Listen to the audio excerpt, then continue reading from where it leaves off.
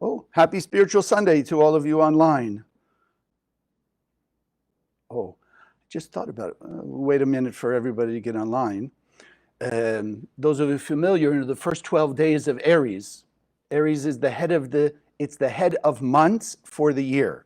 So the Kabbalists teach us that every day of Aries takes control, allows us to plant seeds for a particular month. So in this case, we are now in the level of Sagittarius. So everything we do until sunset tonight is already starting to take control or set a pattern for what will happen in the month of Sagittarius, which Kabbalistically is the month of miracles. So if you're looking for a miracle, not only will we discuss a little bit of how to do that in this morning's message, but we're also going to understand, or we're already understanding, that we're controlling what will be in the month of Sagittarius. Because as we're about to affirm, consciousness is everything. And so where our consciousness is, so will go our life. And that's why we're here to learn how to change our consciousness. We're going to start with, as we do every Sunday, our affirmation. Those of you here, it's on the screen. Those of you around the world. Okay. So we're going to say it together, and remember, we want to keep engraving it deeper and deeper and more powerfully into our thinking so that it will stay with us when we're facing the challenges that we're all going to face, but we'll be able to remember, as we're about to do, the truth and the reality of this world. So let's say together, consciousness is everything. I raise my consciousness today to see the miracles and wonders of life. I commit myself to behave with greater love, compassion, and kindness towards all human beings. And so let's get started. I was thinking, some of you familiar, some of you not. One is, if you're not familiar, Kabbalah is not religion, it's not philosophy, it's not theology, it's not ritual. As we'll mention again, it's technology. And so on the full moon of Aries, I don't think anybody here in the 21st century has not heard that the phases of the moon affect the tides of the water. Right? Okay, good. So think about it. If the human body is 80% water, that means the phases of the moon will affect our emotions, because that's what water is. That's why there's the term, if you know a tiny bit of Spanish, you know the word for the moon in Spanish? Luna. On the full moon, if you go to a hospital or you go to a police station, you will find, as they might call them, people acting like lunatics. The hospital's busier, the police are busier. Why? Because the full moon, which is the most powerful revelation of the sun's light reflected through the moon, takes place on the full moon. So in this case, the full moon of Aries, the first cosmic month of the year, the Kabbalists explained to us, as we're going to talk about, that there's opportunity to connect to what unfortunately has been called Passover, or the Exodus of Egypt. As we're about to speak about, it's much more than that. It's not a commemoration. The full moon of Aries actually broadcasts energy of freedom, and that's what we want to talk about. So just quickly to remember the story, because we all understand here in the center that the Bible, according to the Kabbalists, it is true. It's historical fact. Those people existed, those things happened.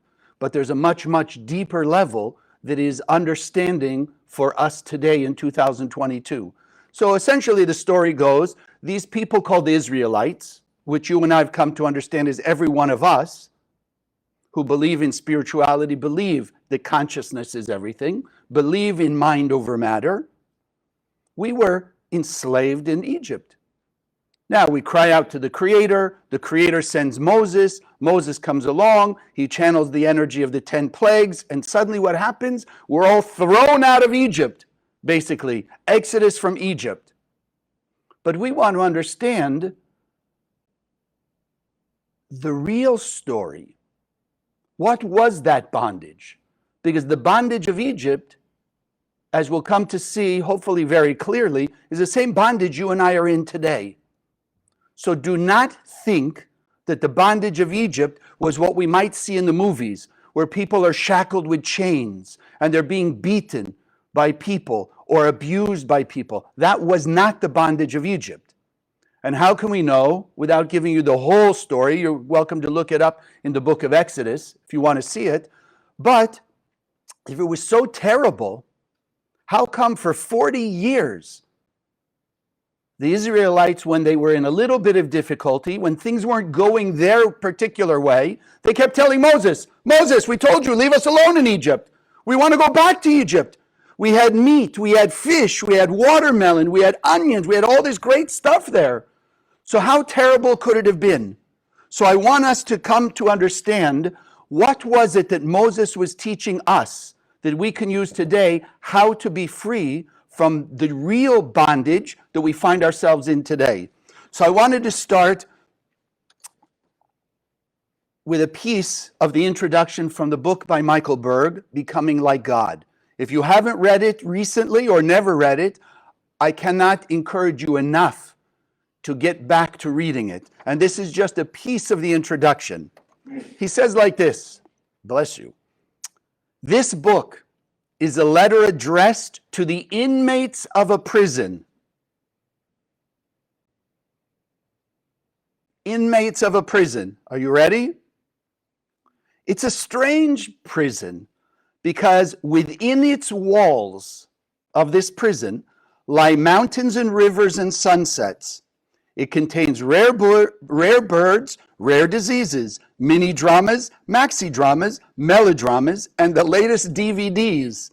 The prison has no name, but over the years, its inmates came up with one and it stuck.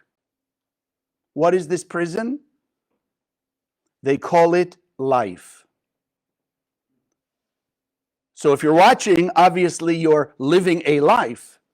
So what does it mean? It means that Egypt, we want to understand the slavery to Egypt is the same thing happening today, which simply means we're in bondage to the physical material aspect, or what we call the 1% aspect of this world. Don't think you're a slave? So let me point out something. Maybe a few things. Have you ever thought, if this happens, whatever that this is, you meet the person, you get the job, I don't know, people give you an award, recognition, something. If blank happens, then I will be happy. Ever happen to you? Think of something right now that you're going through. Oh, if the world would stop fighting, I'd be so happy. If this pandemic really disappeared, I'd be so happy. If I got a promotion, I'd be so happy. If I was given that recognition, I'd be so happy. What does that really mean? So we've got a couple things we want to understand what it means, because all of us at some point, we have those thoughts. I'm just checking the faces here. What does it mean? It means, number one, and I know sounds pretty strong and tough, let's understand it. Number one, it's idol worship. That's what the Kabbalists would call idol worship. Meaning what? If you think in simple terms, what's an idol? You know, we always think back hundreds or thousands of years, say, oh, those people worship stone statues, or they worshiped, physical things in the world, the stars, the planets, the animals. Well, hello, what did we just say? If this thing happens, where is that located? It's either the people outside of me or it's things outside of me. Physical things. When those things happen, then I'll be happy. So those things have become the idol. Those things have become our source in that moment, in that frame. They have become our source of happiness. Which means what then in that moment, in that way, is not our happiness? The light of the Creator. The light of the Creator is not our source. If I get the promotion, that's my source of happiness. If that person loves me or treats me better, that's my source of happiness. So you made an idol of that person. You made an idol of the boss. You made an idol of the money. What's the difference between that and a stone statue? It's the same thing. The other part of it is, if this happens, then I will be happy, then we're not acknowledging what we learn in Kabbalah 1 as the second rule of spiritual evolution.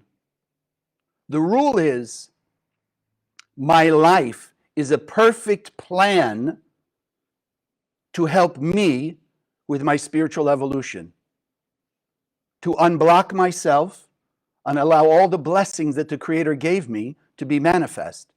So when a person says, if this and this happens, and then I'll be happy, they've denied the fact that where they are now, what they're going through right now, is perfect for them.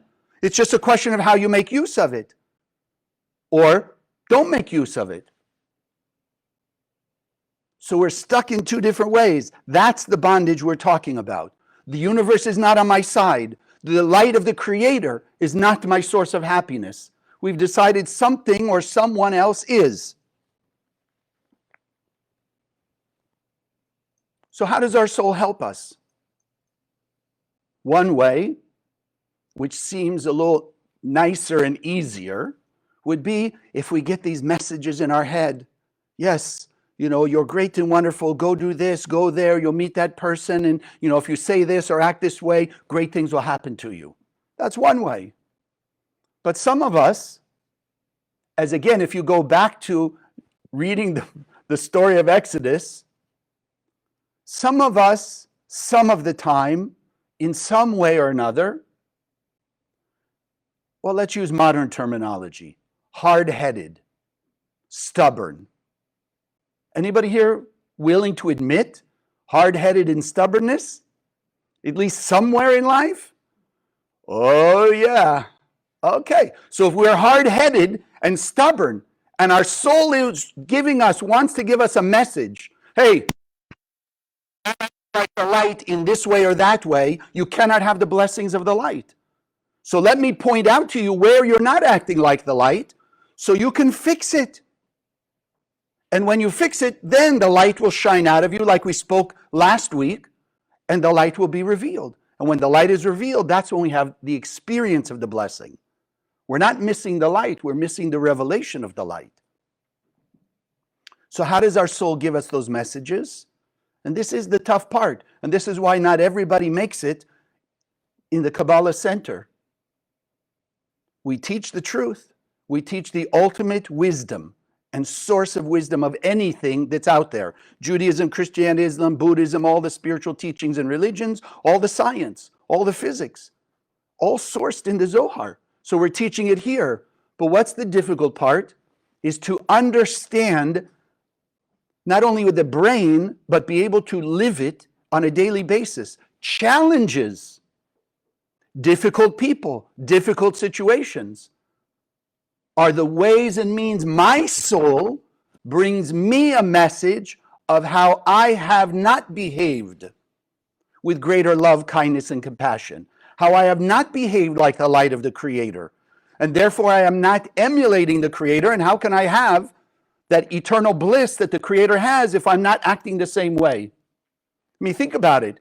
If you played tennis like I play tennis right now, you're not going to win Wimbledon. But if you could play tennis like some of the great tennis players, you might be able to win. Because like will attract like, right? So if we cannot, if in a moment we're not emulating the Creator, acting, bless you, see, it's true, not acting like the Creator, then how can we have the eternal bliss the Creator has? It's a simple concept. Difficult to live because challenges do what? First, they throw us back. Walking down the street in your life, peaceful, harmony, you say, oh, things going great, wonderful, everything's, boom, suddenly something comes your way and there's a challenge, thrown off balance. What happened? That's why we learn, no, pause, stop, think. Do I want eternal bliss or do I want instant gratification? What do I want? Do I want to give in to idol worship, the 1%, forget that my soul is trying to say, hey, Chaim, you're not opening your consciousness. Let me help you by shocking you. Wake up, getting a spiritual slap in the face. Oh, now comes the second part that's not so easy. To identify, what is it in me that my soul is trying to point out? And you and I have made it very simple, I believe. When you pause, just ask what you're feeling. That's all your soul's trying to point out.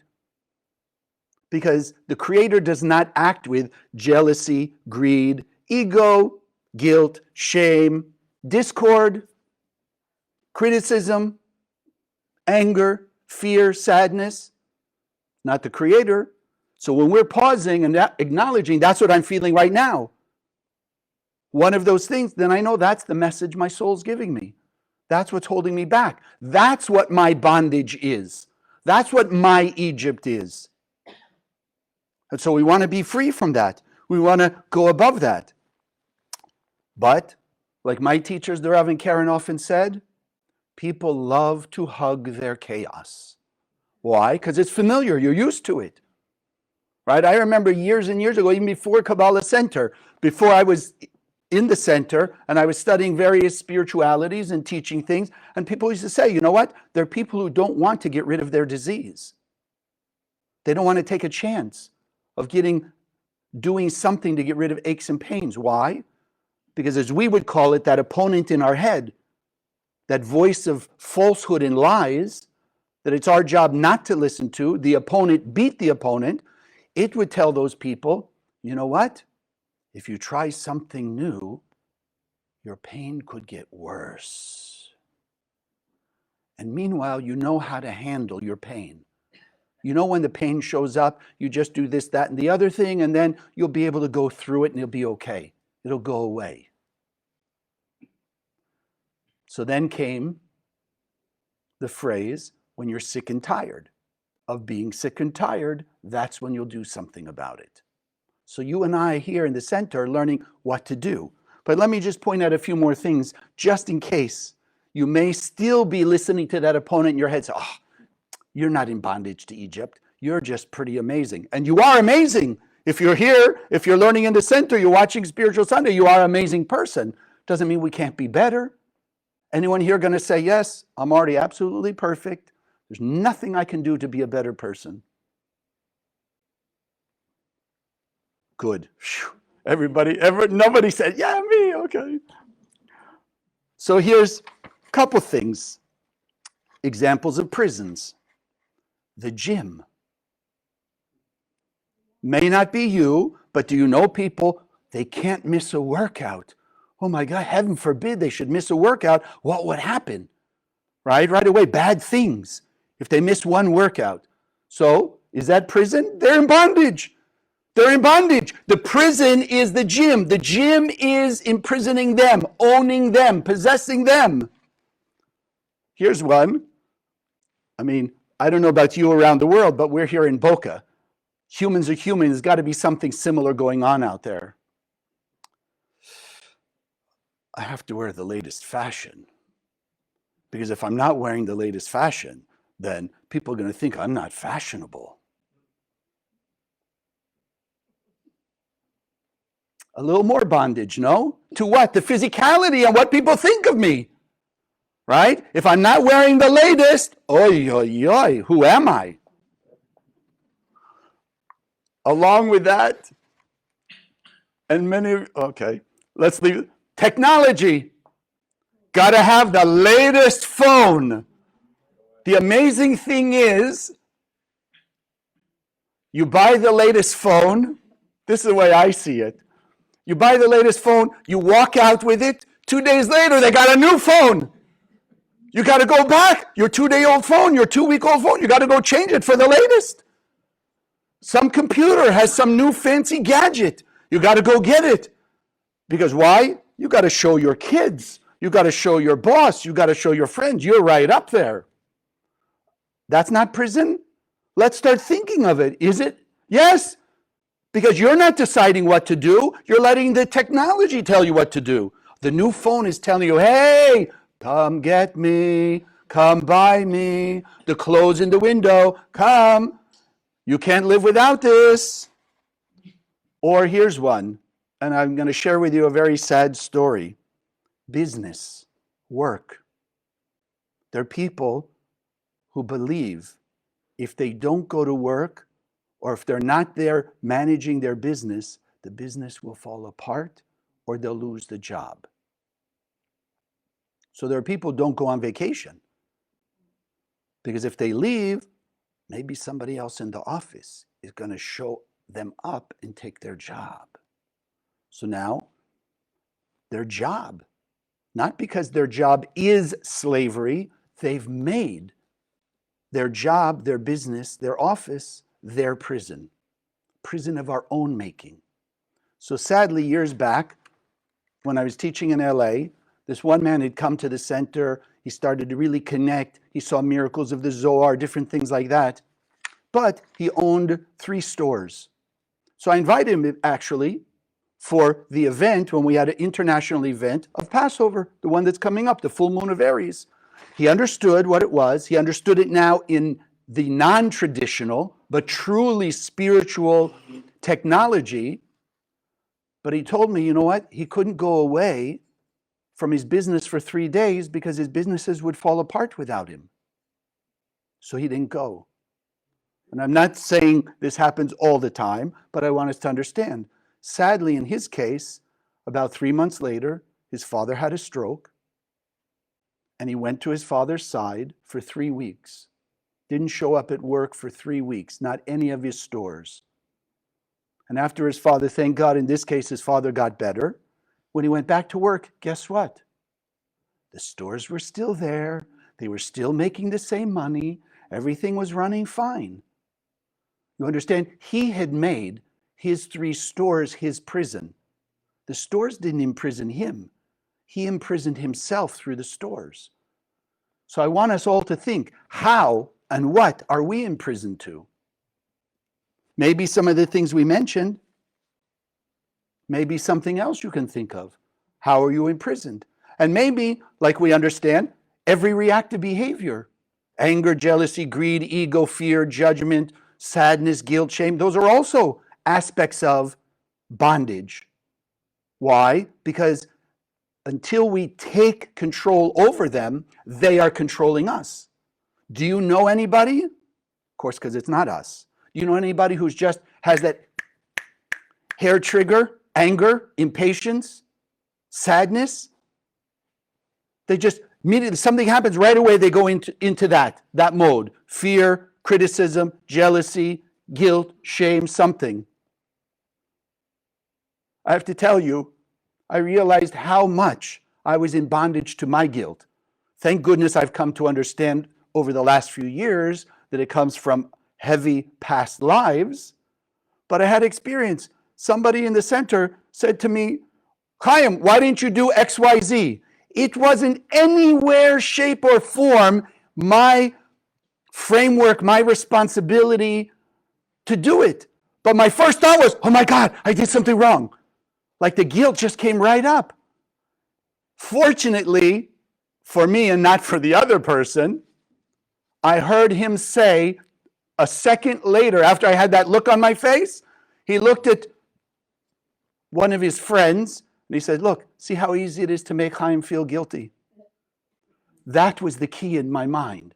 That gave me the wake-up call to realize, yes. So again, like we're saying, I mean, you can think, oh, what a nasty person. And maybe that guy is a nasty person. But from my point of view, my soul was giving in the message, hello, you've suffered with guilt quite a number of lifetimes. Stop it. Stop it now. So had he not said that, or had I not heard that second sentence, oh, look how easy it is to make Chaim feel guilty, I would have just felt guilty, ran around to try and go do what he was asking me to do in the first place, and never thought about being trapped and slave to my guilt. Ooh, I hear the wheels going. Everybody's kind of going, yeah, okay, that's me, got it. Okay, now, I'm going to give you one more, and please take it in this frame because I know it can sound very controversial. People can also be enslaved to religion. How? And again, please, I am not saying religion is bad. It's like we're saying throughout this message, we make prison of various things. Those things don't make us prisoners. We make ourselves prisoners. So when a person is just following a religion without asking questions, and sometimes we all hear, it doesn't matter what religion, across the board. Don't ask, just do. Don't ask, just do. Don't ask, just do. To me, that's a sense of prison. The first thing that gave me a huge breath of fresh air when I came to the Kabbalah Center, one of the first things I heard from Karen Berg, 1987, my introduction. I happened to be told to go learn Kabbalah, and there was an introductory lecture. I didn't know, but it was Karen Berg. They'd come to LA to put energy. We opened up our first office in Los Angeles. At that point, we had one in Israel, one in New York. This was our third office worldwide. And the Rav and Karen were in LA to put energy into the center. And so Karen gave this talk, and I was like, oh my God, this is what I've been looking for all my life. 10 years of intensive spiritual study finally led me to something that I knew was like the ultimate. But she says, one of the most important things that Kabbalah teaches us, ask questions. Because what did we affirm? Consciousness is everything. So if we don't have a consciousness behind whatever actions we do, whether it's just out in life, how we drive down the street, go shopping, eat our breakfast, go to work, or whatever your religious technology is, if you don't ask questions, you don't get the benefit. It's that simple. If you don't understand, you follow rotely, yes, then you're in prison. You're in prison. So we learn to ask questions like this. Passover, is it really just the commemoration of what happened 3,400 years ago? No way. If it was just a commemoration, do it on a weekend when everybody can come, when the dinner is easy. But it has to be the full moon of Aries, as we said in the beginning, because the full moon of Aries projects every year the energy of freedom from bondage. Freedom from bondage. But you got to ask. You got to understand what is behind, what's the consciousness behind all the actions that we do on that night, which in this case is coming up Friday night. There's a Kabbalistic technology to it. So you got to ask, because a lot of people around the world, by tradition, they do what we call the 15 steps, but no consciousness, no benefit. It's like if you have a radio, one of the old radios, right, that's not on your phone, but an old radio that you actually put batteries in, you take the batteries out. You can turn the knob like you're supposed to do, you can tune it this way, and you can play all the things. You can make it a ritual, but you're not going to hear anything out of it because there's no battery. Consciousness is the battery. The Kabbalistic intentions and meditations, that's the battery. So doing the ritual on the outside will not give you the transformation, will not give you the blessing and the benefit. It's got to come with the consciousness, with the right energy. So we have to ask. And I just want to throw this out because I just read it yesterday, or reread it. So the book Nano, nanotechnology. So Rav Berg wrote 20 some odd years ago a book called Nano. And right near the beginning, he says very simple, nothing in Kabbalah is morals or ethics. Nothing in the Zohar is religion, morals, ethics. And then he says, because everybody goes, he says, no, I know you're shocked at this. He says, no, what Kabbalah is teaching us is spiritual technology. How to ignite the light of the Creator inside of us, or heaven forbid, how to extinguish the light of the Creator inside of us. That's it. So it's not about morals or ethics.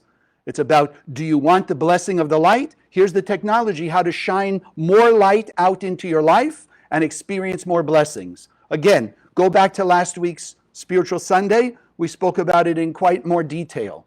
Revelation of light versus just the possession of the light. So it's technology. The soul works a certain way. Now, just in case the opponent is getting you a little stronger, when you act like the Creator, when you follow the technology that allows your soul's light that's been implanted inside you since the beginning of creation, when you let that shine out brighter than you did yesterday, everybody benefits. The world is a better place. Your life is a better place. So you don't have to worry about morals and ethics. Should you be nice to people, kind to people, etc.? By acting like the light, because I want all the blessing of the light, automatically you're behaving as not just a good person, not just a nice person, not just a kind person, but a truly evolving spiritual being. So there can be no negativity in acting more and more like the light. Only blessings for you, me, and everybody else in the world. Now, here's another way that maybe if you haven't related up to now, maybe this will help. Do you know anybody who ever had a heartbreak? Somebody broke their heart, cheated on them, I don't know, left them in the middle of a great relationship, no rhyme, no reason, anything like that? Just shake your head, yes. They can't see you, only I can. If you know anyone, or maybe it has happened to you. So then what is the opponent in our head? Remember, the opponent is a competitor for our light. It's there, one, to try and push us backwards. So we have to make a greater effort to push ourselves forward to have more of our eternal bliss. So what do most people do? Or what do we do often at that point? You say, you know what? I'm going to protect my heart now. Right? I'm going to protect my heart so that nobody else can hurt my heart. Sounds great, doesn't it? I'm going to protect my heart from hurt. You ever seen videos of an animal that's been trapped? Like they showed, I happened to see one, someone said to me, you know, a bird that was caught up in like all the plastic bags of whatever, you know, all that stuff. So somebody wanted to help the bird, right? Free it from this bondage, free it from all these plastic bags it was tied up in. And it was fighting the person. So when a person builds a protective shield around their heart so their heart cannot be broken again, now you and I can think about it and realize, what did we really do? That person imprisoned themselves.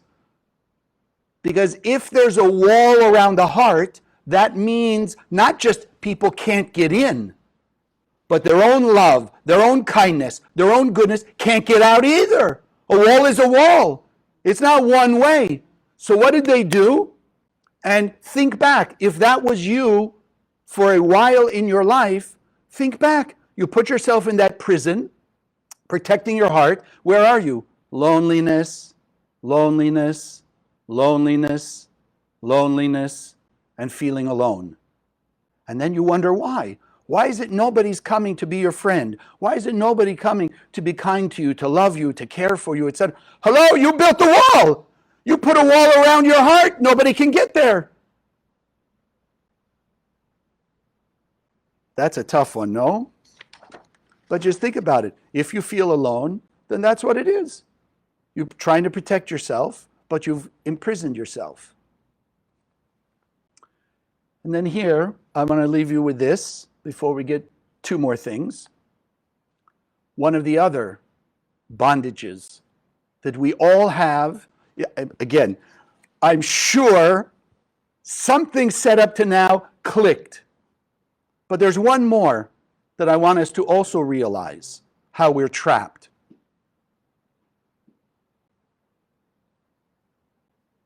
Old beliefs about ourselves. I'm not good enough, I'm not kind enough, I'm not peaceful enough, I'm not talented enough, I'm not smart enough, because that's what people told me. Parents told kids, teachers told kids, friends told kids, and you and I are sitting here after perhaps hearing those sorts of things hundreds or thousands of times, and then we'll tend to believe that. And we're living right now in the prison of those things. So I encourage you, before Friday, whether you do the Kabbalistic technology comes Friday night, or if you just take some time between Friday night and Saturday night this week to meditate. What are your limiting beliefs? And it, besides about ourselves, oh, even this, how do you know? You ever looked in the mirror and said, oh, that was a stupid thing you did? Okay, one person besides me, right? You ever say anything like that? How could you do that? You're smarter than that. Da, da, da. What are we saying? The same thing. Basically, I'm not as smart as I thought I was, right? Somehow I'm foolish, whatever. We're again allowing ourselves to be imprisoned by these false beliefs. We're imprisoning ourselves. No, we got to realize, And it used to be, I don't know what it is anymore, but as I was growing up, there was two things absolutely sure about the world: death and taxes. The Kabbalah Center getting to taking away death, I'm not sure taxes, but death, but I know there are some people who find ways and means to get away without taxes. So they're kind of all falling apart. But we believe those things. Look at the world today, the last 3-4 years. Can any person on earth with 100% certainty say, no such thing as chaos? The chaos is going to disappear in the next few years. Absolutely. No, look what most people say. So much chaos, we'll never get rid of it. So much fighting, divisiveness between religions, between races, between, political association, economics, etc. Never get rid of it. That's ultimately the most limiting belief, because what is it limiting? Like anything we've talked about today, it's limiting the light of the Creator. It says the Creator, the infinite Creator's light, doesn't have enough power over any form of darkness. This is why we have to keep reminding ourselves, like I've heard for 35 years from my teachers. You walk in a dark room and you turn on the light switch. How many times does the light of the light bulb not take away darkness? Ever happened? Ever happened in your life the light bulb went on or a light source went on and some of the darkness didn't go away? Anybody? It happened to you? You turned on a light and the darkness didn't go away? Oh, that's very nice. Because it's in your heart. Okay. But on the outside, physically, the light will 100% take away the darkness. So we're learning in the Kabbalah Center the light of the Creator, when it's expressed, will take away the darkness and the chaos. Because remember, even the chaos is not outside. It's in our own head. We decide something is chaotic. Anyone here has ever been a parent? Still a parent? Ever had a parent? Did you ever have a messy desk or a messy room? Yes? Did your parent or you as parents ever go to the kids and say, clean up your room? Which means what? Take the chaos and make it orderly. So we can do that. So then the chaos even is in our own mind. Look at the world. It's so chaotic. That's in our own mind. Anyone here ever did a jigsaw puzzle, crossword puzzle? What are the other ones? Sudoku, something like that, all these things. Anyone did that? Isn't that chaos also? No answers there. You got to figure it out. You got to figure out how to put these things together. So it's the same thing. We already know how to take disarray and put it in order. So why can't we believe that the light of the Creator channeling through us can take away whatever form of disarray is going on in the world? Of course it can. We just have to believe it. And I want to share with you quickly our soul. You know, we talk about it, but I had an experience I want to share with you. Our soul. The teachers were talking this week, again, because this major event is coming up, full moon of Aries. So we're talking about how we imprison our own soul. Like we said, if this happens, then I'll be okay. If this and then that, and then. So what are we doing? We're kind of building walls around our soul. So I got it. But this week, in a very deep meditation, I saw my soul. I saw my pure and perfect self. And it looked like it was trapped in like a box, but like a plastic box so I could see through it. And I started crying because I could see, Chaim, look what you did to what God gave you, this pure image and likeness of God. You put it in this box. You trapped it. So then in my meditation, I'm saying to myself, I want to be more connected to my pure self. I want to be able to receive even more powerful messages. So I got in the box with my pure self. And all of a sudden I realized, of course I'm crying again the other way now. Because inside that box with the soul, if you think about it, how big is our soul? The soul cannot be put in a box. So what I experienced was the soul was expansive. It was in this like huge palace. I was the one. It became so clear I was the one who was in that prison. What I thought was sort of my freedom, that I had trapped my soul. So I shared it with my kids. You ever been to a carnival or one of these amusement parks or whatever where they have those warped mirrors?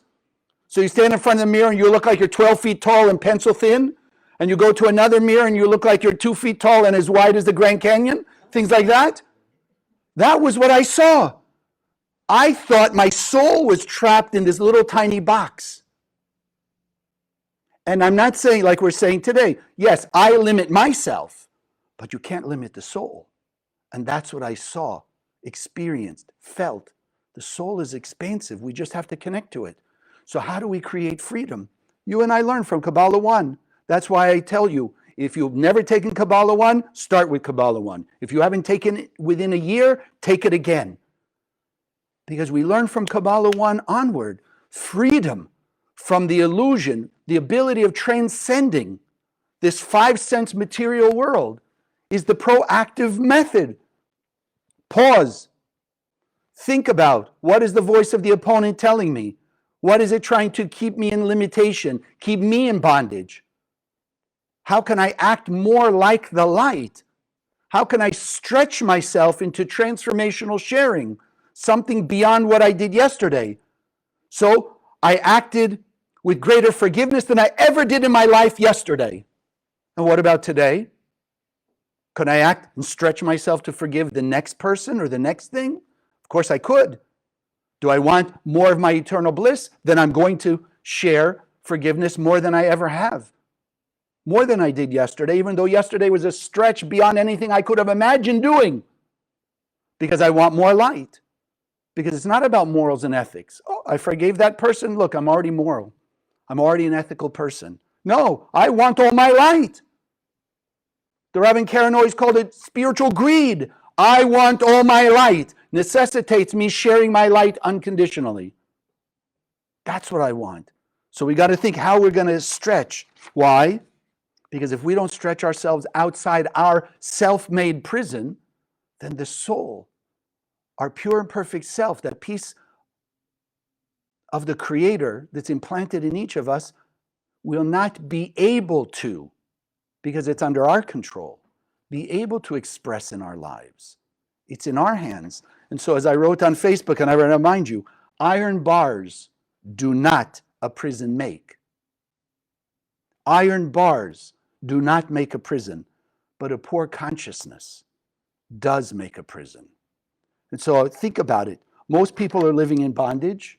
You and I in the Kabbalah Center, we have the ability to live true freedom.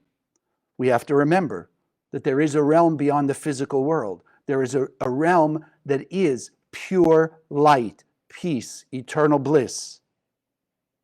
It's beyond the physical material world, and we have to act in a way that transcends. So I'm not telling you, yeah, people don't say nasty things and they don't act in a bad way. We have to transcend that and act like the Creator because we want the light in return. Being more loving, more kind, more forgiving, more compassionate, and more conscious. Conscious that we're all one soul. And what's going on in every human being around the world, the joy and the pain, we can all feel we're all being affected by it. And therefore, because we are interconnected, then you and I today, we want to decide now to be like Moses. Moses in the story of Exodus that showed us the technology we can use today, not how he took those people out of Egypt, how we can do the same thing today to get out of our bondage. And therefore, we can show the world, we can influence the world to live in the light, experience all the blessings of the light, and be free from the chaos of the world, and to live in heaven on earth, here and now. God bless. Okay. So those of you who've been with us, as I always do on Sunday, I want to thank you for your support. We cannot maintain this program, no less grow the center, without your support. It's a free will offering, whatever you can give. Just think in the same way. One is the gratitude for what the Creator's given you. And two, if we expand our circle of light, our sphere of light, we're more protected from the chaos of the world. And then as it tries to come to us, it gets turned to light, which is why we always take this time to bless our offering. So those of you online, I've put the giving site there, so you can do it after we finish this morning. Those of you here, whatever you would like to offer and share in gratitude for what you've learned, in support of helping us to spread this message to the world. Because if everybody lived by the simple things that we're learning here, the world would be at peace, and heaven on earth would be here and now. So let's just take a moment, remembering that money is just a vessel, it's a container. And we want to inject in that container our love, our gratitude, our blessings. We want to shine the light that the Creator has placed in our heart and in our soul, and inject it into this gift, that it will go through the projects of the center to reach the heart and soul of every person on earth, activating more of the light of the Creator that exists in their soul. They may not be aware, they may not be making use of it at this moment, but as you and I are shining our light out through this spiritual internet, we are entering the heart and soul of those people, activating, strengthening the intensity of the light as it's welling up inside of them,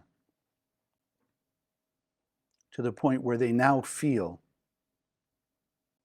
they now understand the distinction between extinguishing the light in them and activating, igniting more of the light by greater actions of kindness, love, compassion, forgiveness.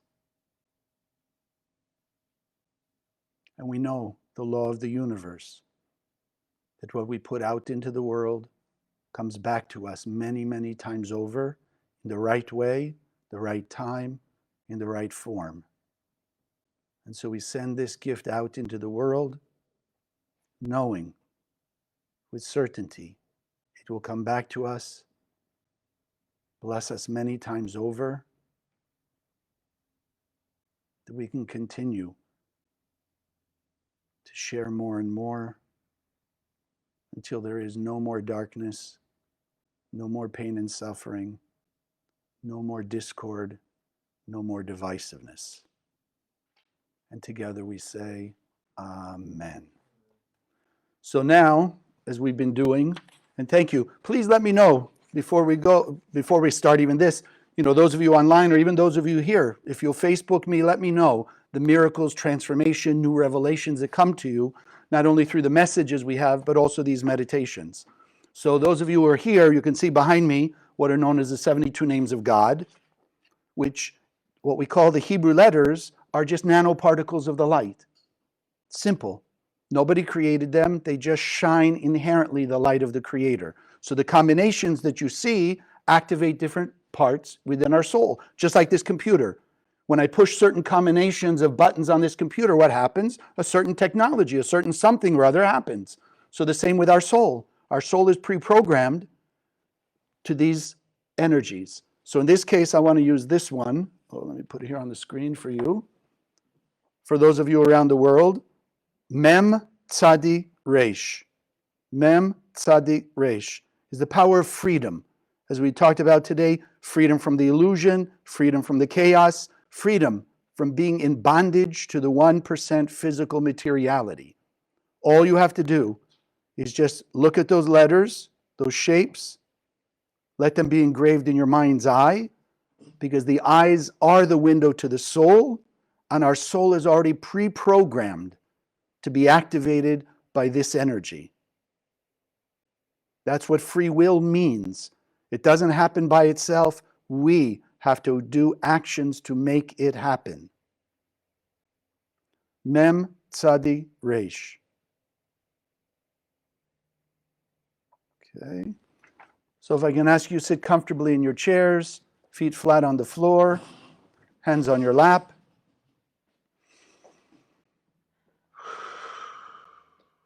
Just begin taking a few deep breaths. Breathing in through the nose, hold the breath for a moment, exhale through the mouth.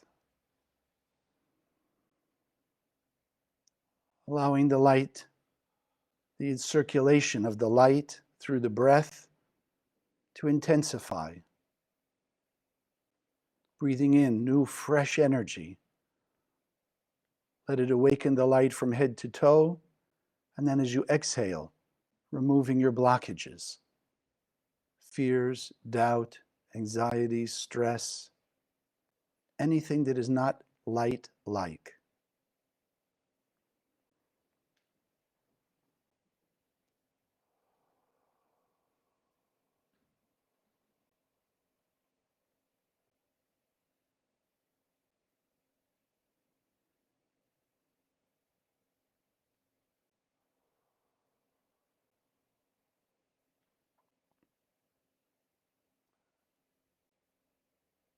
And now allowing yourself just to breathe normally.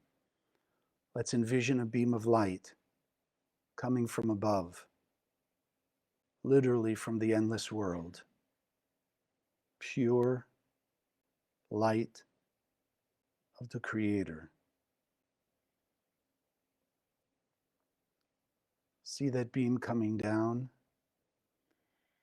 and put just above your head the light force particles, Mem Tzadi Reish. That beam of endless light, channeling through, activating the Mem Tzadik Reish. See them glowing, vibrating, pulsing with infinite light, freedom from bondage, freedom from addiction, compulsion, attachment to the 1% physical materiality as a source of fulfillment. Allowing us to stay conscious. The light through the physical world can be that source of fulfillment. And now think of one place in your life that you can now consciously acknowledge you've been in bondage, you've been trapped, where you've imprisoned yourself.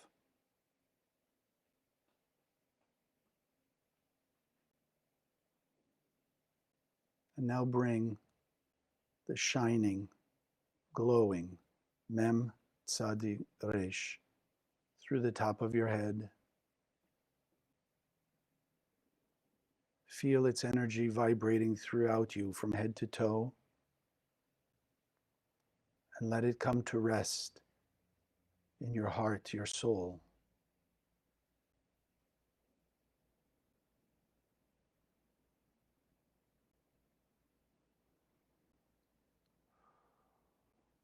Feel it awakening a new sense of freedom from this bondage.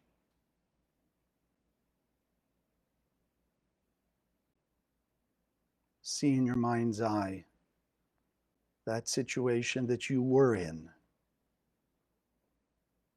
and see that you, in that situation now, vibrating with this higher energy, with this conscious realization of the realm of the 99%, the infinite light, existing in the midst of that situation. And with the support of this new awakened energy, Mem Tzadik Resh, to yet a higher level, see yourself acting in a way that's transcendent over the illusion, transcendent over the desire for instant gratification,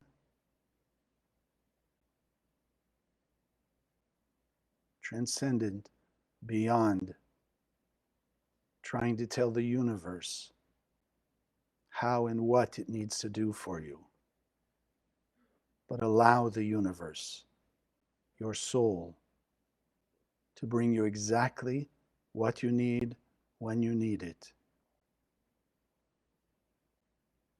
Realizing that is true freedom.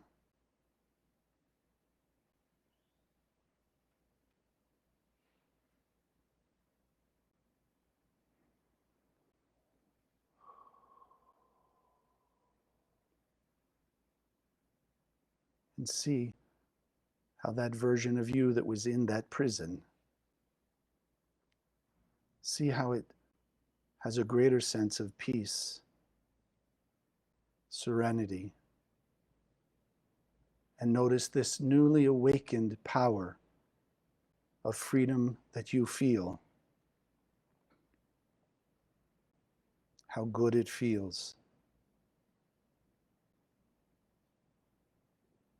how it awakens your consciousness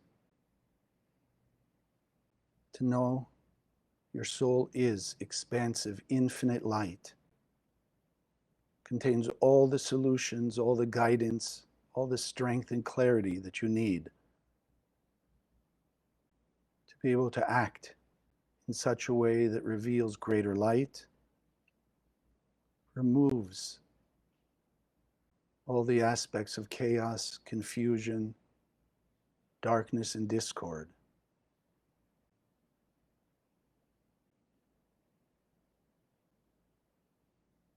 That you have greater certainty. Channeling the light gives you the ability of taking the chaos, turning it back into order. Taking the darkness, transforming it to light. And taking the divisiveness, transforming it into unity through unconditional love.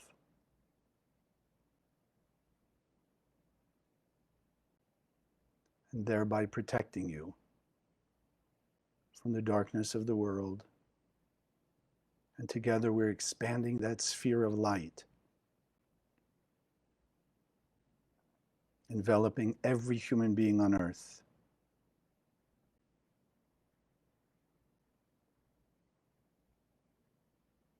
Removing all darkness, discord, and chaos forever.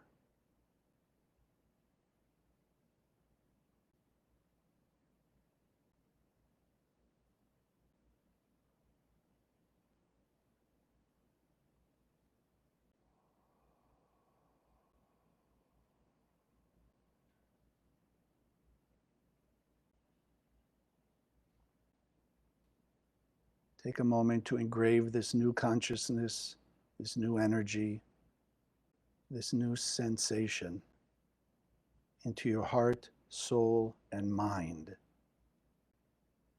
That it stays with you from this day forward and will continue to grow.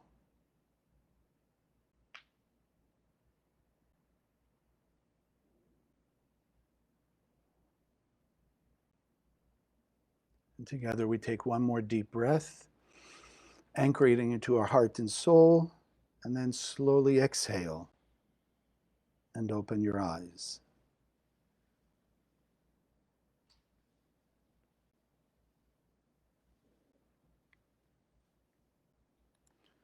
Those of you online with us, thank you for joining us. So have a great time, great connection Friday night, whether you're in one of the centers or following online, or you're just taking your time to meditate and be free from bondage. And remembering, your freedom from bondage is also our freedom from bondage. Since we are all one, the faster we take away the chaos and the discord, it disappears from 8 billion people on the planet. God bless, have a great week, and look forward to hearing from you all. Thank you for joining us. If you liked what you saw, subscribe to this channel that you'll be notified when we post new videos. Share the video with your friends, they can also benefit.